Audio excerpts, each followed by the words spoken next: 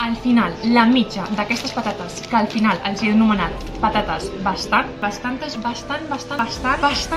queda amb un 6,8. Cada moment queda com a primera de la llista. Finalment, després de revisar les puntuacions, he decidit que les patates d'Albiena de Reus, que les he anomenades patates cruixents, tinguin una puntuació mitjana d'un 7,6, passant al primer lloc del rànquing de les patates fregides.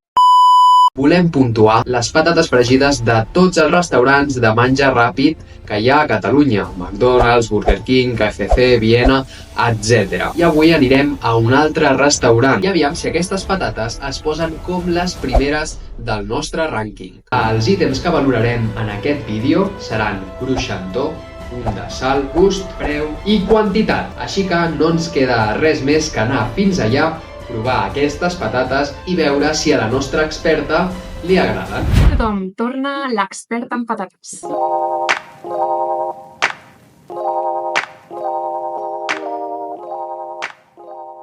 Estem al Pans de la Cerdanya i anem a provar les patates. A veure què tal estan. Comencem per provar-les.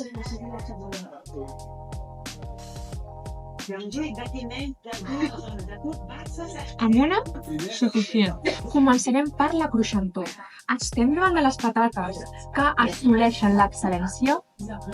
Efectivament. Els hi posaré un 10.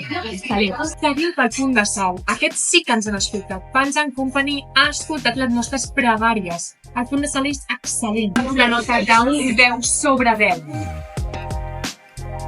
Continuem per la quantitat. Jo estic una mica sesgada perquè abans ja havia vingut aquí i ens donaven una quantitat més gran. Llavors puntuaré a la baixa perquè això no m'ho esperava.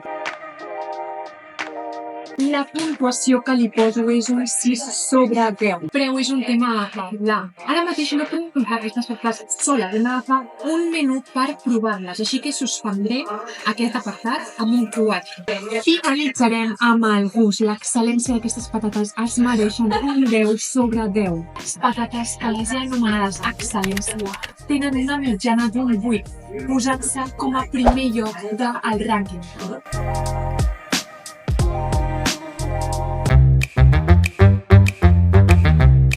Excel·lències, no.